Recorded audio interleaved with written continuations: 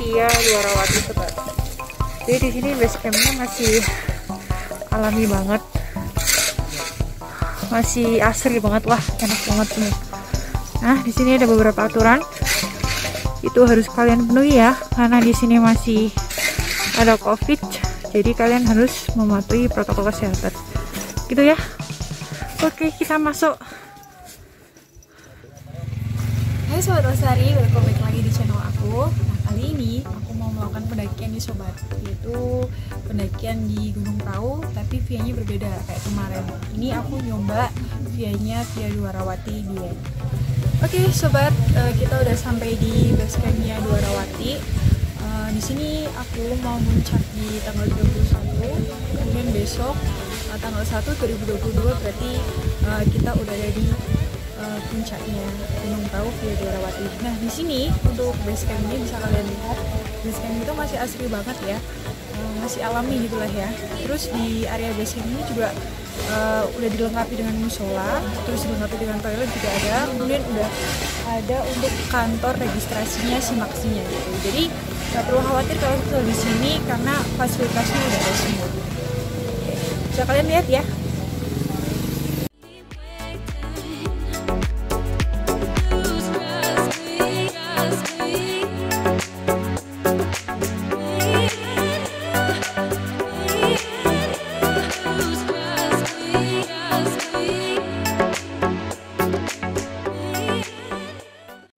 Belakang aku ini tempat untuk registrasi ya, jadi semua pendaki yang mau masuk dan mau melakukan pendakian harus registrasi dulu, beli tiket parkir, terus tiket masuk pendakian dan lain sebagainya gitu ya. Oke lanjut.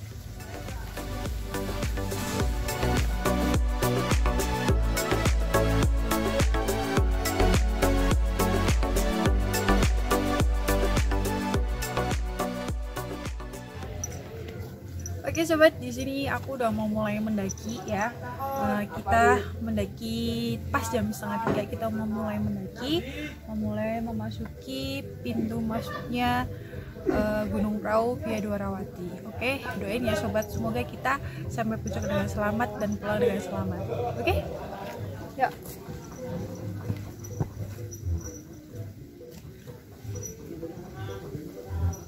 Ini trek dari pintu masuk. Seperti biasa lah ya treknya, karena ini masih musim hujan, jadi untuk tanahnya itu masih agak basah ya. Karena untuk jalur Dwarawati itu masih baru ya, belum terlalu lama gitu, jadi untuk trekkingnya itu emang masih bener-bener apa ya, belum tertata dengan rapi seperti itu. Pertama masuk langsung nanjak terus ya, nanjak terus sobat. Oke.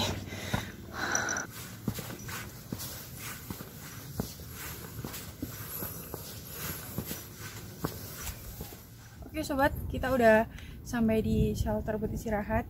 Untuk shelternya itu gak jauh banget sih dari pintu masuk. Kemudian untuk via Dwarawati ini ntar kalian melewati 3 pos, pos 1, pos 2, sama pos 3. Nah setelah pos 3 itu ntar kita menuju puncak. Setelah menuju puncak, melewati puncak, terus kita akan mendirikan camp area di situ. Oke lanjut.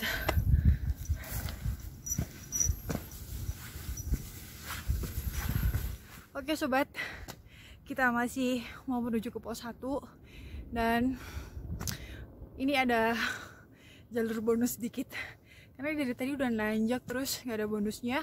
Terus di belakang aku ini udah ada jalur cukup landai dan bisa digunakan buat istirahat.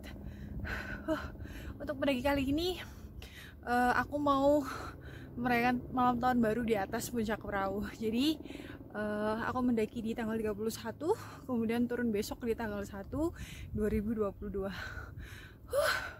Mantap sekali sih jalurnya sobat. Oke lanjut.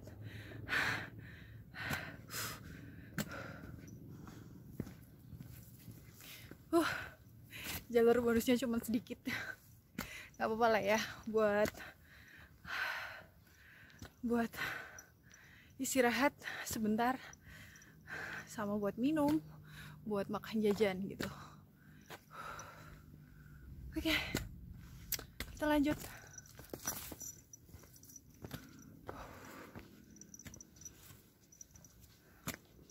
Untuk jalurnya itu nggak kalah jauh sih dari kalau misal kita lewat Gunung Prau, vianya Tapak Banteng sama Kali Lembu. Sama sih, tapi cuman kalau semisal untuk Tapak Banteng itu lebih curam. Kalau Kali Lembu itu kan lebih landai. Nah, untuk yang Dwarawati itu berarti ini gabungan dari kedua jalur tersebut. Nanjaknya juga lumayan, kemudian landainya juga katanya sih lumayan gitu ya. Pokoknya buat kalian yang belum ke Gunung Prau itu jangan lama-lama ya, pokoknya harus mencoba mendaki di Gunung Prau karena untuk view-nya itu nggak bakal mengecewakan gitu sobat ya.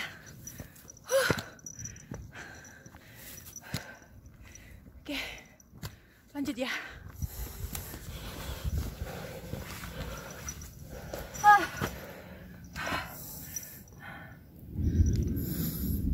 Oke sobat, kita udah sampai di pos 1, namanya itu Comoroh Dongkar.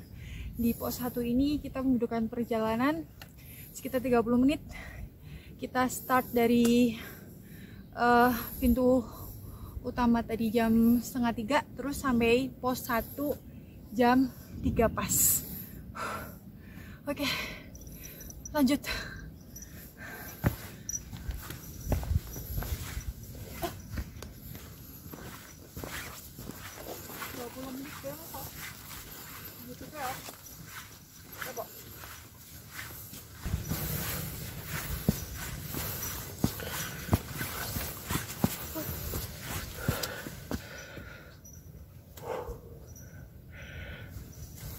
Oke,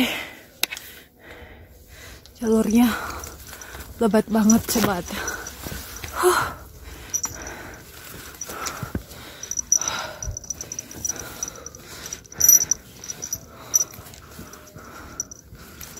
Pos 2 tak kunjung kelihatan. Oke, mari kita naik terus. Oke.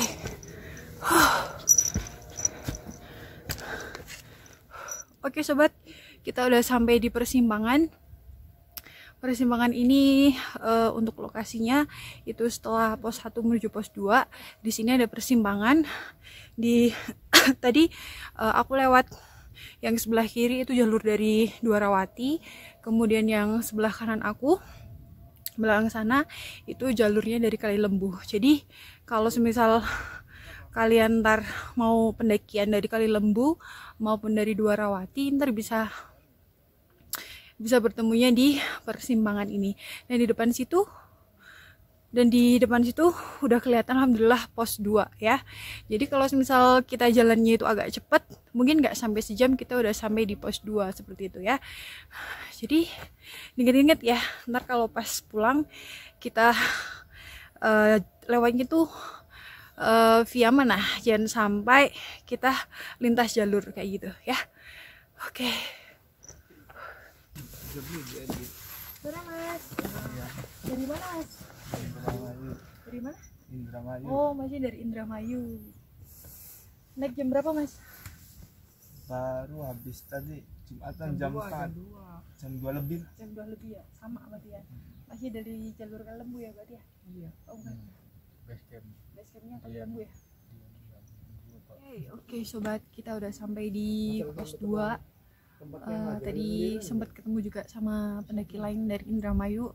Di pos 2 ini kita tadi OTW jam 3 ya. Terus sampai sini jam berapa mas? Nggak bawa jam. 3:30.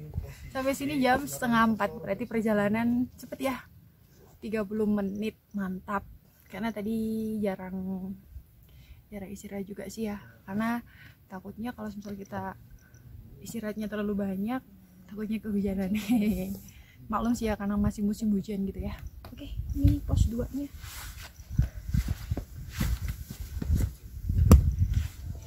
Oke, sobat, kita tadi udah melewati pos 2. Terus habis pos 2 ini, setelah kita melewati persimpangan ya, kita akan melewati jalur namanya Akar Cinta. Gak tahu itu asalnya dari mana ya, kok bisa ada kata-kata cinta seperti itu ya. Nah, untuk jalurnya itu di sini emang kayak jalur Patak Banteng sih ya. Di jalurnya itu dipenuhi dengan akar-akar gitu.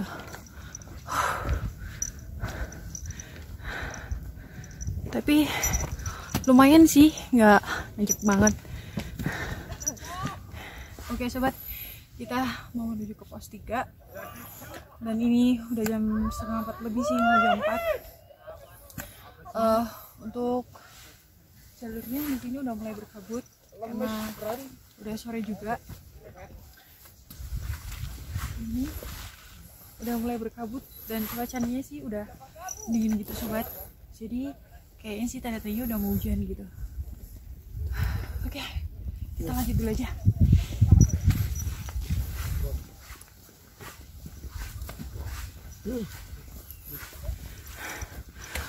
Jalur menuju ke pos 3. Di sini udah lumayan landai sih. Terus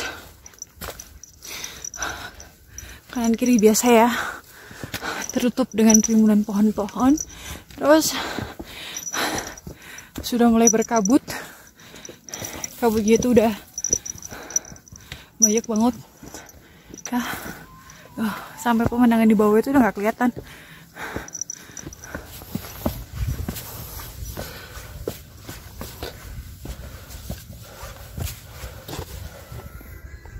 Oke, kita udah sampai di pos 3. Pos 3 ini tadi dari pos 2 jam 3:30.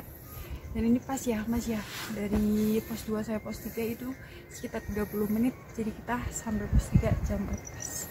Oke, kita lanjut aja. Yuk. Oke, kita mau jalan menuju puncak. Tadi udah melewati pos 3. Dari total estimasi waktu dari base camp sampai ke pos 3 itu berarti 1,5 ya mas ya, 1,5 jam, karena kita lagi-lagi mengejar waktu biar gak kehujanan, jadi kita jalannya agak cepat. Untuk jalur di Dwarawati ini, untuk yang menanjaknya tadi itu dari pos 1 sampai pos 2 bener-bener nanjak banget. Kemudian dari pos 2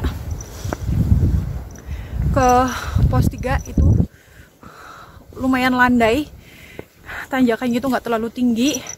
Terus karena di sini kita udah sore juga, sudah mulai berkabut dan udah mulai gerimis. Untuk di tahun baru ini sih ya, udah lumayan rame sih. Tadi pas aku simak sih di tempat registrasi itu udah lumayan banyak pendaki yang sudah menuju ke puncak. Jadi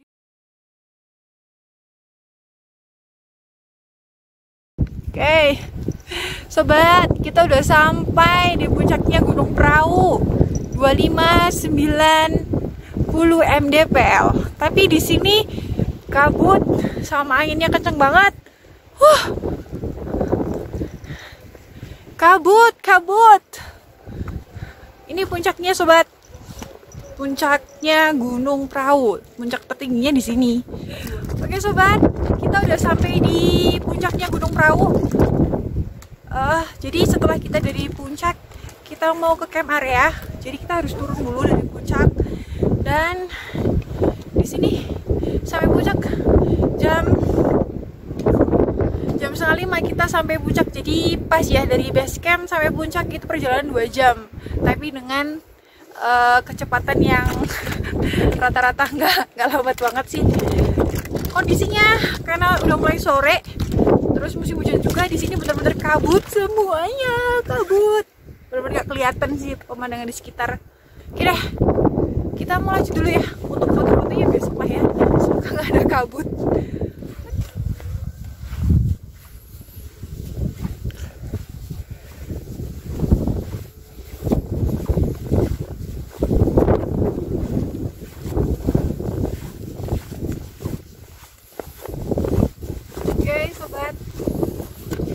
Tadi udah lewatin puncak, terus ini mau menuju ke camp area, dan ini kita mau melewati padang ya, padang sabana di Gunung Prau. Cuacanya benar-benar gede ya menurut aku, terus kabut, angin juga kencang banget, jadi kalian benar-benar harus hati-hati kalau semua badai seperti ini. Jalan di depan itu gak kelihatan sobat, jadi kita nggak bisa jalan cepet ya, walaupun jalannya landai tetap harus hati-hati karena jalan di depan nggak kelihatan. Oke, lanjut.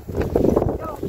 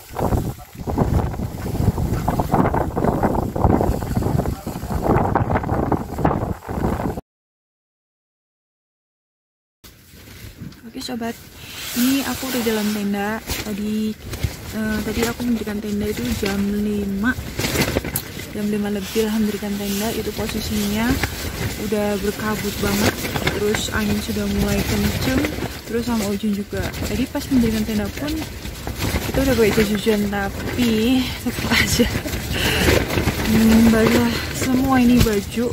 Kemudian tadi kita juga udah sempat masak-masak karena kita mau masak di luar itu nggak bisa, benar-benar badai, anginnya gede banget, anginnya kencang banget, sampai pun di tenda itu di langit-langit tenda itu pada ngembun gitu. Nah, badannya tuh tadi dimulai dari jam 5 terus sampai sekarang jam 7 bener-bener belum berhenti, anginnya masih gede banget di luar. Makanya resiko ya kalau masak-masak di luar itu nggak bisa. Terus juga ini jam 7 masih banyak sih pendaki yang mendirikan tenda di camp area. Ini karena resiko musim hujan gitu ya. Kalau musim hujan ya begini, kalau pas kita naik di gunung manapun pastilah kita mengalami yang namanya badai di gunung. Tapi nggak apa-apa lah, it's okay ya. Nah, perjuangan juga sih mau tahun baru di atas gunung gitu aja.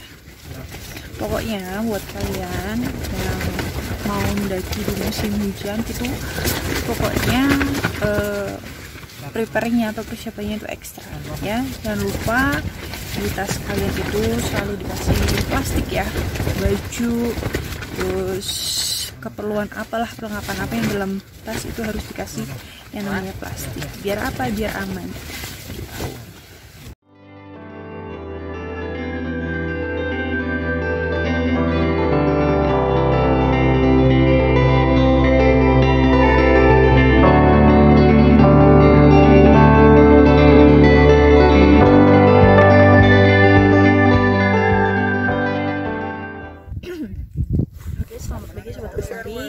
Di pagi hari ini aku udah berada di camp area dan sekarang pukul 7. Di pukul 7 ini kondisinya masih berkabut, padahal tadi setengah 6 itu udah ada sinar matahari, tapi nggak tahu kenapa ini berkabut kembali. Oke, untuk kali ini aku mau langsung ke sunrise camp. Sunrise campnya, camp utamanya di Gunung Prau yang view-nya Petak Banteng. Oke, jadi kita mau turun dulu, kemudian ntar baru naik lagi. Untuk suasananya di camp area ini sih nggak terlalu banyak tenda ya, karena emang lahan camp areanya itu luas, jadi mungkin ada yang di sini, terus ada yang di sebelah kanan saya. Nah, kalau misalnya kalian lurus lagi itu ntar ada camp-campan banyak gitu ya. Oke, lanjut ke puncak ya.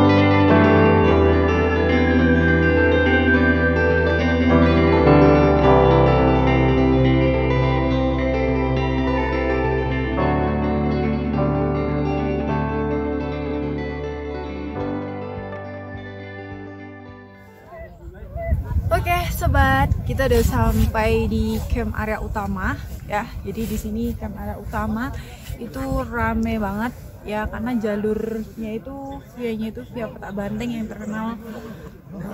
terkenal ramenya gitu ya. Di camp utama ini jadi kalian gak heran ya, banyak pendaki yang camp di sini karena emang areanya luas. Terus di sini juga best view-nya dari Gunung Prau.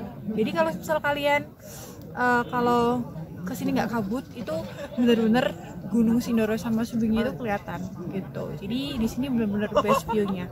Terus di camp area utama ini, ntar kalian bisa melihat ya di belakang aku. Di belakang aku itu ada musola, terus juga ada shelter ya. Jadi kalau misal kalian mau sholat bisa ya. Terus shelter itu biasanya buat istirahat ya, mungkin kalau misal ada pendaki yang mengalami hipo dan lain sebagainya itu bisa beristirahat di shelter gitu. Terus di belakang aku, kalau setelah kalian mau turun di situ kayak ada pelang kayu. Nah di situ tulisannya berarti Gunung Prau via Petak Banteng seperti itu. Nah bentar lagi kita mau ke sana, kita mau melihat suasana yang ada di dekat pelang kayu. Pasti ramai banget lah ya. Oke, yuk.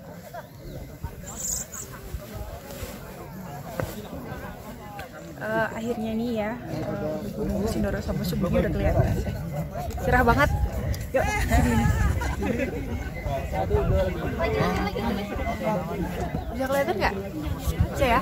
Yang di belakang aku itu yang depan ada Sindoro, terus yang belakangnya itu ada Sumbing. Jadi mantep lah ya. Berarti beberapa kali ke Prau kesini, alhamdulillah kita dapat beruntung lah ya, karena view-nya benar-benar kelihatan. Terus semua kondisinya cerah, walaupun semalam diterjang badai, angin, wah pokoknya ampun deh. Tapi paginya terbayarkan dengan pemandangan view yang sangat bagus. Sindoro Sumbingnya kelihatan banget. Terima kasih Sobat Lestari sudah menonton video ini. Semoga dari video ini kalian bisa mendapatkan informasi yang bermanfaat jika mau melakukan pendakian di Gunung Prau via Dwarawati. Jangan lupa juga ya Sobat, like, komen, dan subscribe semua video aku di Renita Channel. Oke Sobat, see you next trip ya. Terima kasih Sobat Lestari. Salam Lestari. Dah.